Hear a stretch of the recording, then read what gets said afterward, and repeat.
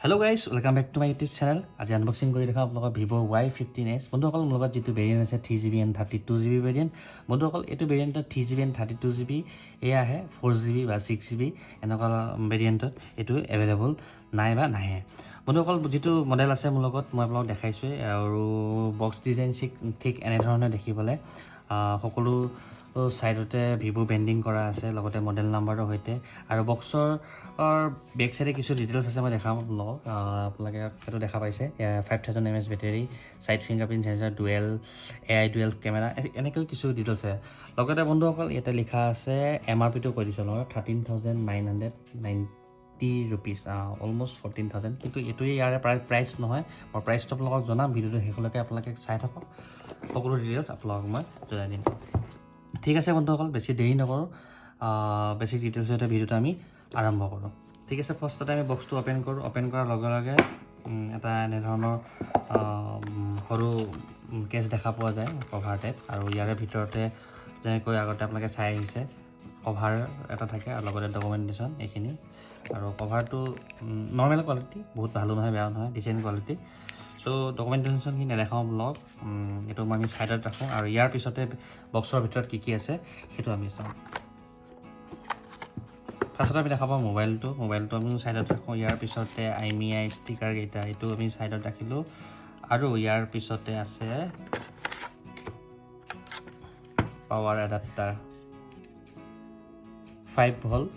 2 ampere 10ত support কৰে fast charger নহয় নৰমাল চাৰ্জাৰ আৰু ইয়াৰ পিছতে USB মাইক্ৰো টাইপ এটো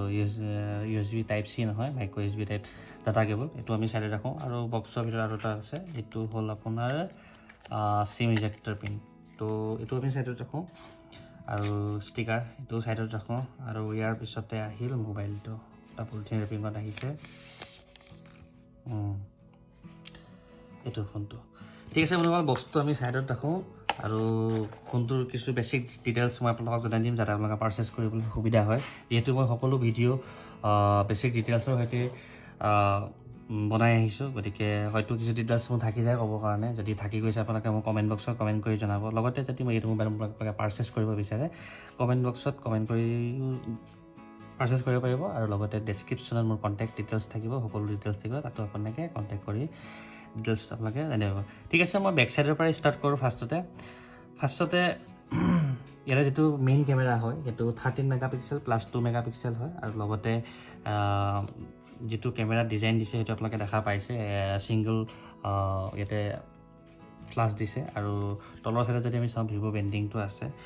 আৰু ৰাইট সাইডে যদি মই আপোনালোকক দেখাবলৈ যাও ইয়াতে ভলিউম আপ আৰু ভলিউম মাইনাস লগতে ফিংগাৰপ্ৰিন্ট সেন্সৰ আৰু পাৱাৰ বাটন আৰু পাৱাৰ বাটনটো অন কৰাৰ লগে Vivo ব্যান্ডিং এনে ধৰণে আহে বন্ধুসকল মই পাৱাৰটো অন কৰিছো ইয়াৰ পিছতে কিছু ডিটেইলছ আপোনালোকক ক'বলৈ চেষ্টা কৰিম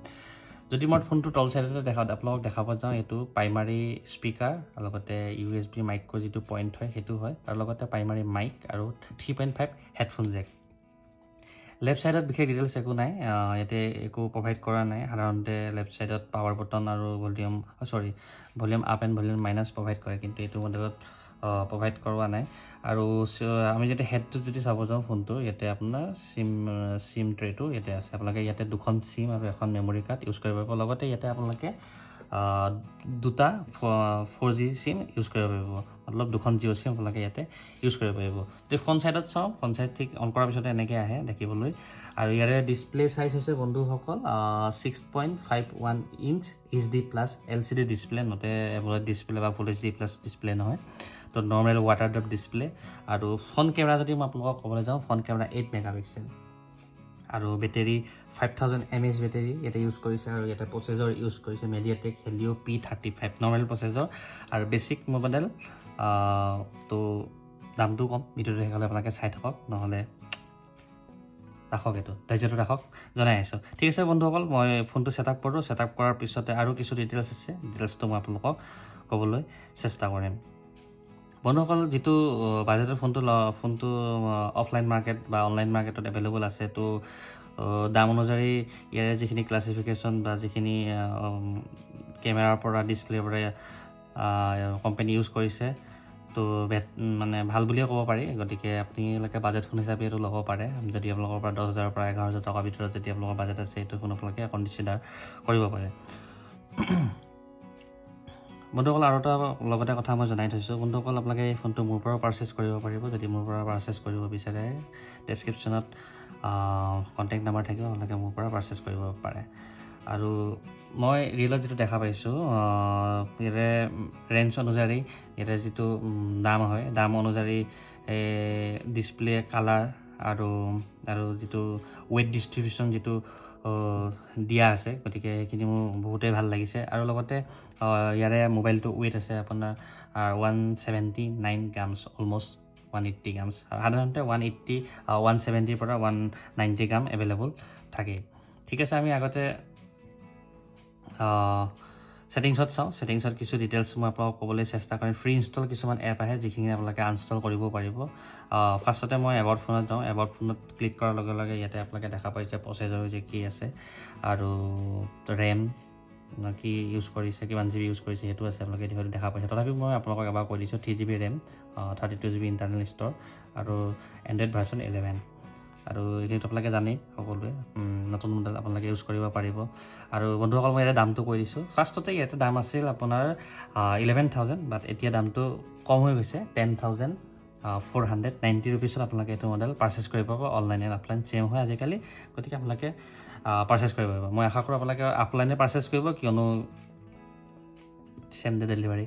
লগতে ফোনটো চাই ফিল কৰি আপোনালোকে পাৰচেছ কৰিব পাৰিব আৰু ভিডিঅ'ত ইমান